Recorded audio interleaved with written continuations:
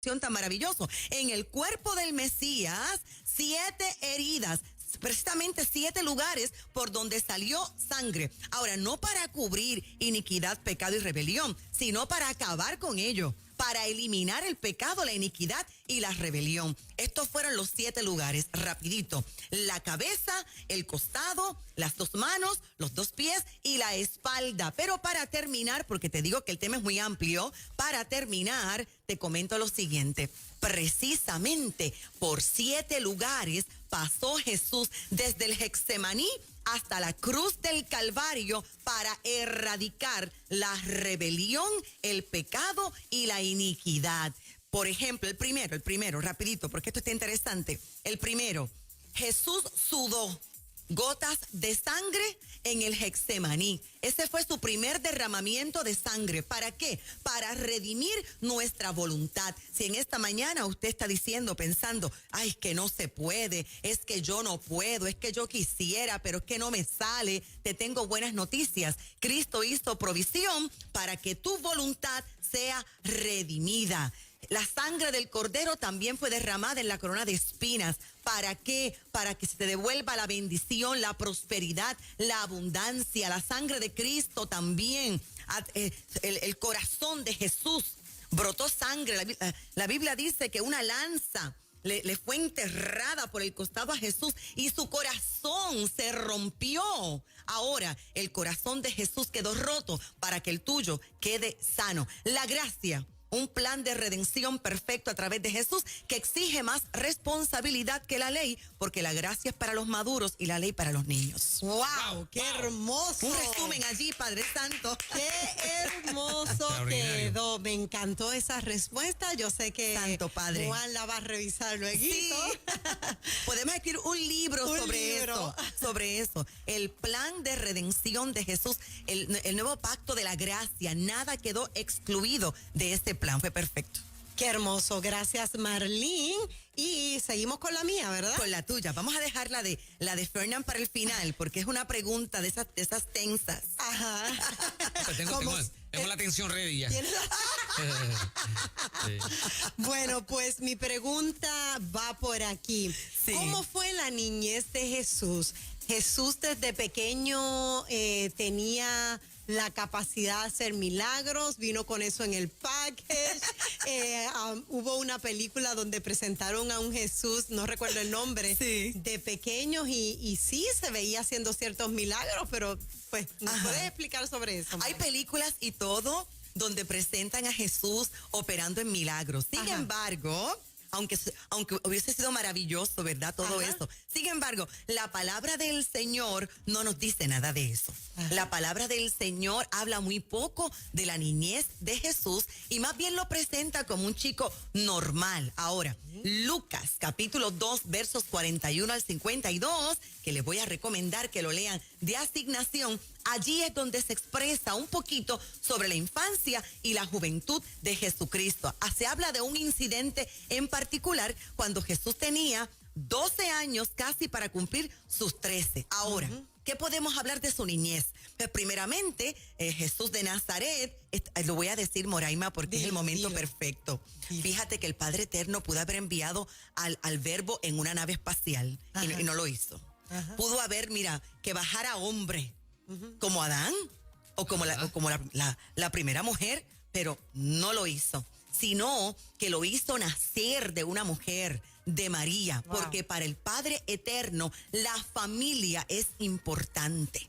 Entonces, le coloca una mamá aquí en la tierra, le coloca un papá, porque aunque José obviamente no es el padre genético de Jesús, pero sí hizo el trabajo de papá, lo coloca dentro de un entorno familiar, porque para el Padre Eterno la familia funcional es importante y ese es el diseño. Porque aprovecho tu pregunta para mencionar este detalle, por tanto ataque actualmente en contra del diseño familiar de Dios. Muy bien, con eso dicho, tuvo papá aquí en la tierra, humano. Tuvo mamá aquí en la tierra y la Biblia dice que eran padres muy devotos en sus observancias religiosas. Y como era requerido por su fe, José y María hacían una peregrinación anual a Jerusalén en la fiesta de la Pascua. Y dice la palabra del Señor que en esa peregrinación se llevan a su hijo de 12 años de edad para celebrar su primera fiesta.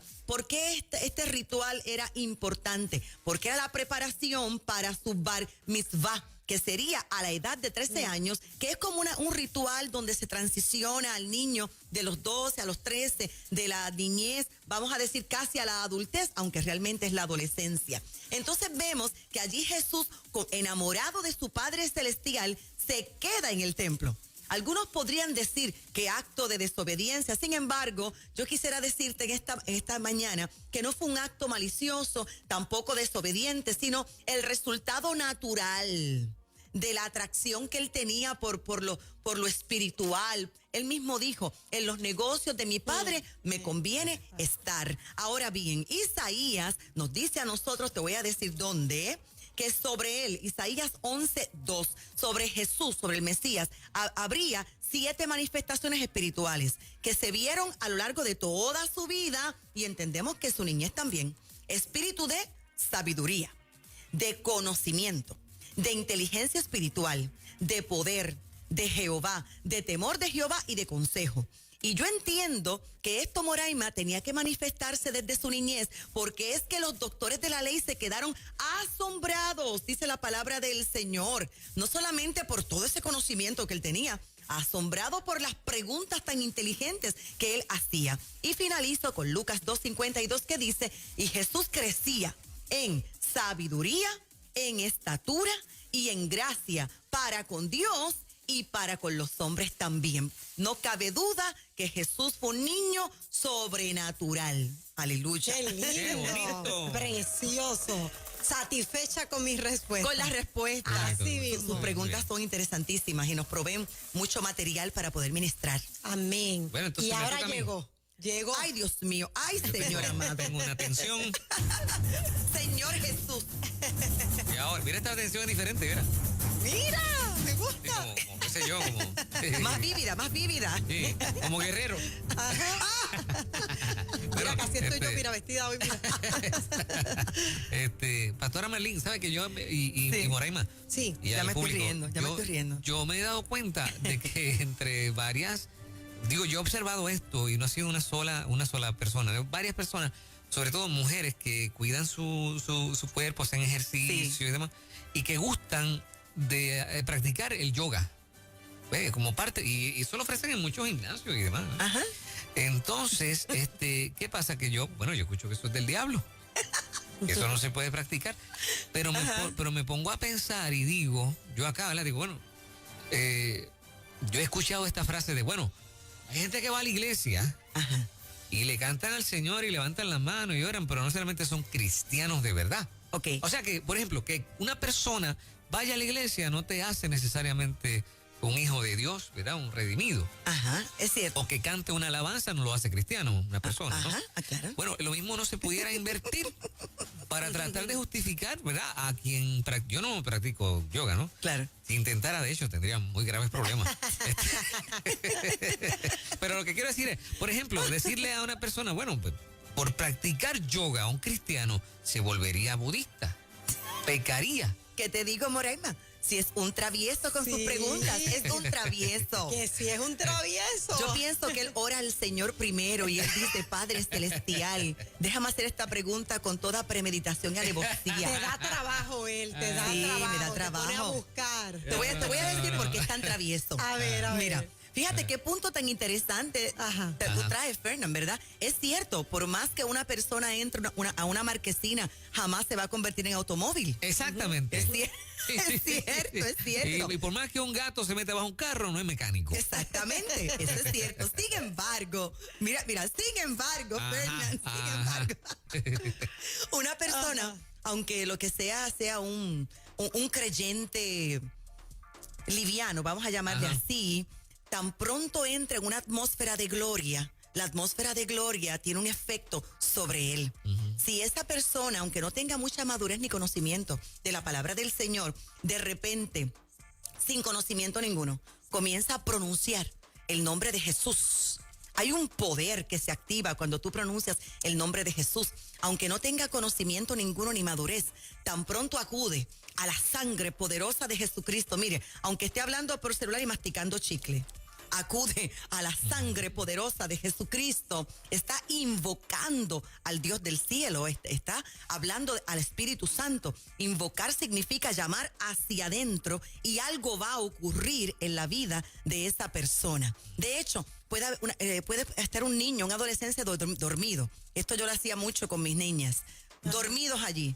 Y mira, música de adoración bajita, bajita, durmiendo en la presencia, en la gloria del Señor. Hay un efecto, aunque la persona no tenga el conocimiento pleno de esto, ¿verdad?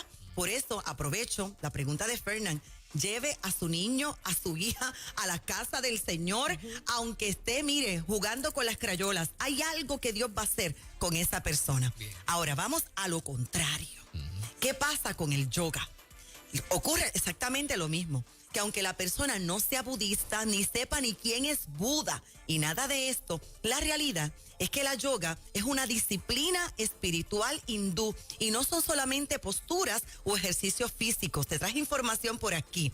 La palabra yoga se deriva de la raíz yu, Y-U-J, que significa unión. Y el objetivo del yoga es precisamente unir lo que ellos llaman ese yo transitorio, temporal, con el jiva o con el yo eterno. Y eso es un concepto hindú de lo que ellos entienden que es Dios. Así que el yoga no es solamente un conjunto de posturas, de ejercicios físicos, sino que es una disciplina espiritual que trata de llevar el alma, es decir, mente y pensamientos a un nivel espiritual que tiene que ver precisamente con esta fe budista. Ahora, yo sé que mucha gente católica nos está escuchando en esta mañana y la Iglesia Católica ya se pronunció sobre este tema.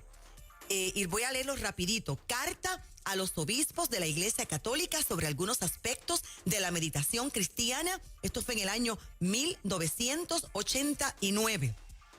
Donde dice claramente que ellos prohíben, dicen que es parte de la nueva era y que es difícil de reconciliar con la doctrina y la espiritualidad cristiana. Esto es lo que dice. Para los cristianos, la vida espiritual consiste en una relación con Dios que se va haciendo cada vez más profunda con la ayuda de la gracia. En un proceso que ilumina también la relación con nuestros hermanos. La espiritualidad para la nueva era significa experimentar un estado de conciencia dominado por un sentido de armonía y fusión con el todo. Así, mística no se refiere a un encuentro con el Dios trascendente en la plenitud del amor, sino a la experiencia provocada por un volverse sobre sí mismo, un sentimiento exultante de estar en comunión con el universo, etcétera. Entonces, ya la Iglesia Católica se pronunció en contra de eso. Yo, Marlene Arroyo, recomiendo, claro, hay que hacer ejercicio, hay que tener vida saludable. ¿Por qué no lo hacemos con alabanza y adoración?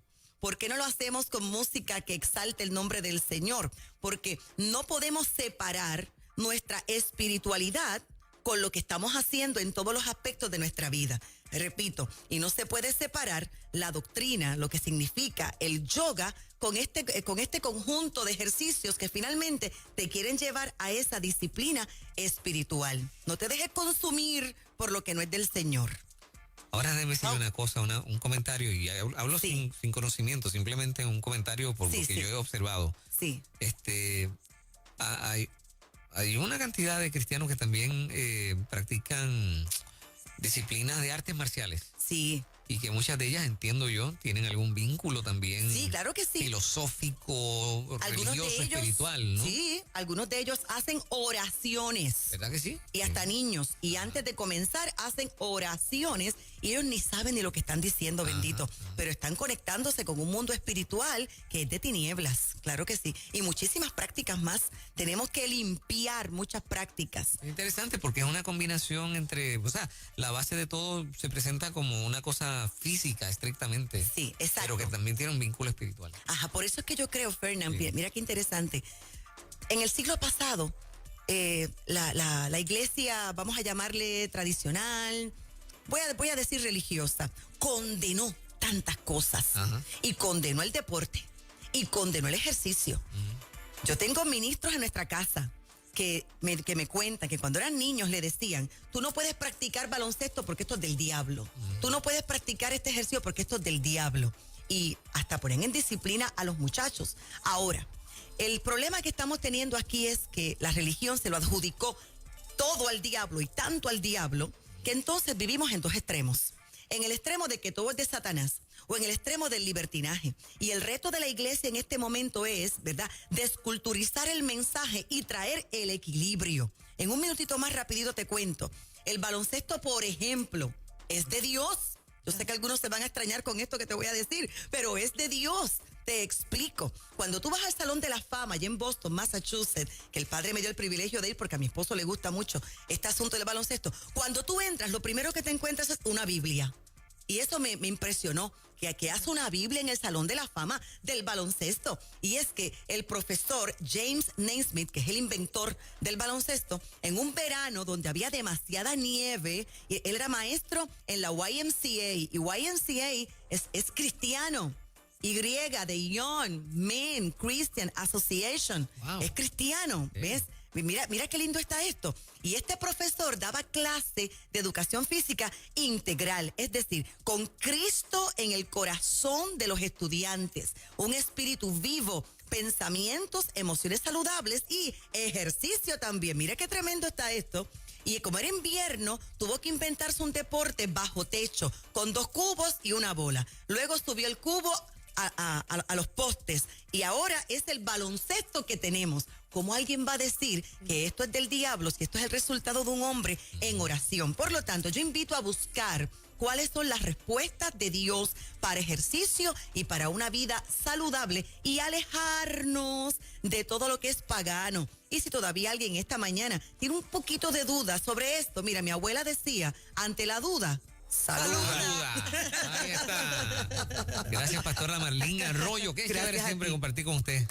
Gracias a ti, en el reto de los teólogos. Sí, definitivamente hemos aprendido, ¿verdad? Como siempre, Marlene, gracias. Pero aquel que se lo perdió, que dijo no me pude conectar, aparte de que pueden revisar el Facebook de Nueva Vida también a través de tu página, lo pueden hacer. ¿Cómo lo hacen? Tenemos varias herramientas para usted. Número 1, suscríbase hoy mismo a nuestro canal de YouTube, Marlene Arroyo. También tenemos un podcast en Apple y en Spotify, Marlene Arroyo. Preguntas y respuestas. También te invito a adquirir nuestros libros, Dios viviendo dentro de ti, entrando al reino de Dios e historias de mujer. ¿Cómo? Llámanos ahora. 787-644-2544, 787-644-2544 y nos estamos congregando en Ponce, Puerto Rico. Eso, gracias, pastora Marlene Arroyo. Gracias. Muchas gracias, bendiciones. Gracias.